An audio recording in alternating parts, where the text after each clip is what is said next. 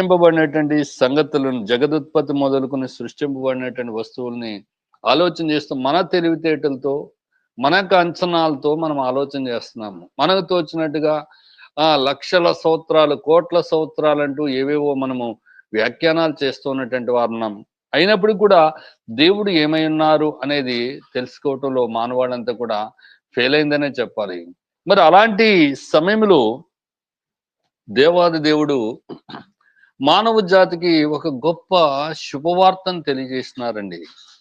ఏంటి ఆ శుభవార్త అంటే, ఇదిగో జనులందరికీ కలగబో మహా సంతోషకరమైన సువార్తను నేను మీకు తెలియజేస్తున్నాను. అదేంటంటే, రక్షకుడు మీ కొరకు పుట్టినాడు.